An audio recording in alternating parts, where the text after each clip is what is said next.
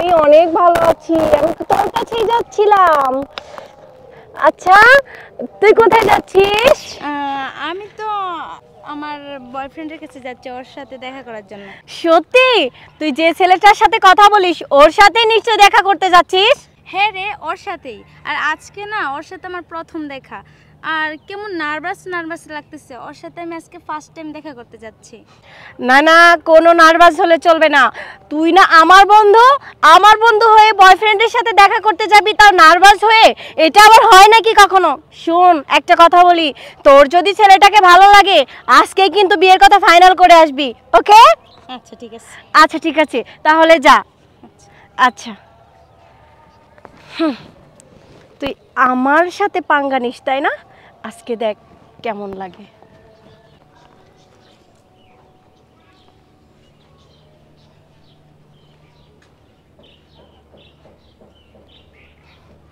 আমি যদি ভুল না করে থাকি আপনি মুক্ত, রাইট? জি, আর আপনি শ্রাবণ চৌধুরী?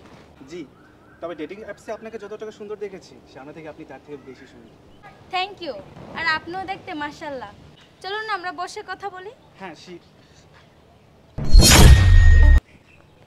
আরে এটা কিসের দাগ?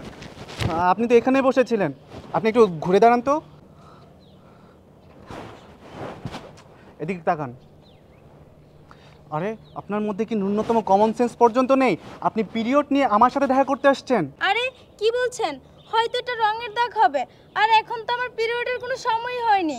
আর এটা কিভাবে পড়ে গেছে আমি নিজেও জানি না। এই থামেন, আমার সাথে এই ধরনের নাটক করে কোনো লাভ নেই।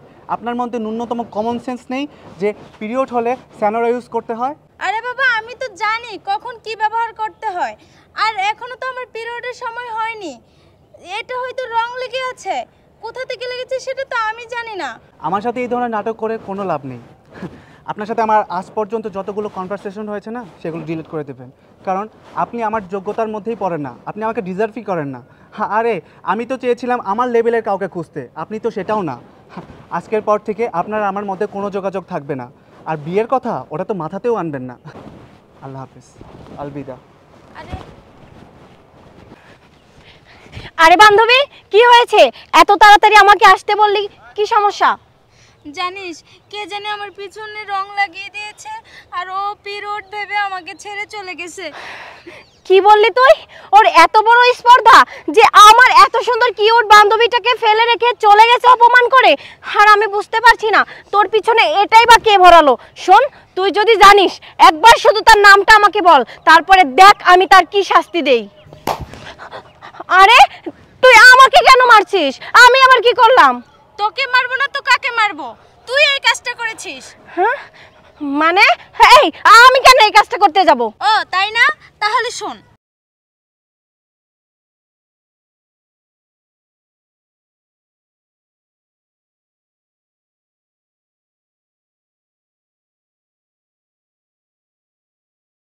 কিরে তুই কাঁদছিস কেন? জানো ভাইয়া, আমি না আজকে আমার বয়ফ্রেন্ডের সাথে দেখা করতে গিয়েছিলাম, কিন্তু আমার পেছনে কে জানি রং লাগিয়ে দিয়েছে, কিন্তু আমি জানিও না। আমার নাকি পিরিয়ড হয়েছে এইটা বলে ও চলে গেছে, আমাকে অনেক কথা বলে। আচ্ছা শোন, আমি জানি কি হয়েছে। তোর পিছনে রং কে লাগিয়েছে আমি জানি। কে লাগিয়েছে?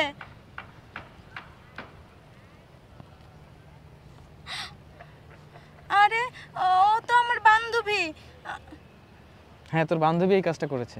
ও আচ্ছা, তাহলে শোন, তুই যখন সবকিছু জেনে গিয়েছিস তোর কাছে আর লুকোনোর মতো আমার কিছু নেই, কিন্তু তার আগে আমার ছোট্ট একটা কাজ আছে। হেই, তুই আমাকে চড় মারলি কেন? লজ্জা লাগে না আমার গায়ে হাত তুলিস? তুই কি ভুলে গেলি তুই কিছুদিন আগে আমার হওয়া বিয়ে কিভাবে ভেঙে দিয়েছিলি? যেই মানুষটাকে আমি আমার জীবনের থেকেও বেশি ভালোবাসতাম, আমার পরিবারকে বুঝিয়ে আমি অনেক কষ্ট করে সেই মানুষটার সাথে আমার বিয়েটা ঠিক করিয়েছিলাম, প্রায় হয়েই যাচ্ছিল, শুধুমাত্র তোর কারণে আমার বিয়েটা ভেঙে গেছে। তোর কি মনে পড়ে আমার ভালোবাসার মানুষের কাছে তুই আমারই নামে কত কিছুই না বলেছিস? আর যার কারণে আমাদের এতগুলো বছরের সম্পর্কটা ভেঙে গেছে শুধুমাত্র 1 মিনিটে, তাও আবার তোর কথার জন্য। আর তুই কি করে ভাবলি আমি সেই কথাটা এত সহজে ভুলে যাব? না, তুই যেদিন আমার ভালোবাসার মানুষকে আমার কাছ থেকে আলাদা করে দিয়েছিলি, আমি সেদিনই মনে মনে প্রতিজ্ঞা করেছিলাম তোর সাথে ক্লোজ হয়ে তোর এত বড় ক্ষতি আমি করব যেটা তুই কল্পনাও করতে পারবি না। আর এজন্যই আমি তোর ভালোবাসার মানুষ যাতে তোকে নিয়ে সংসার না করতে পারে বা তোকে ভালো না বাসতে পারে, এর জন্য আমি তোর পিছনে টমেটো সস লাগিয়ে দিয়েছি, যাতে সে বুঝতে পারে তোর পিরিয়ড হয়েছে আর তুই সে সময়টাতে স্যানোরা ব্যবহার না করে তার সাথে দেখা করতে গেছিস সেই নোংরা অবস্থায়। বাহ, দেখ আজকে আমি আমার প্ল্যান সাকসেস করেছি। একটা কথা মনে রাখিস, পাপ কখনো বাপকেও ছাড়ে না। তুই আমার বিয়েটা ভেঙেছিলি বিনা কারণে, আর আমি সেটার প্রতিশোধ নিতেই তোর সাথে আমি খারাপ ব্যবহার করেছি। অসি, গুড বাই।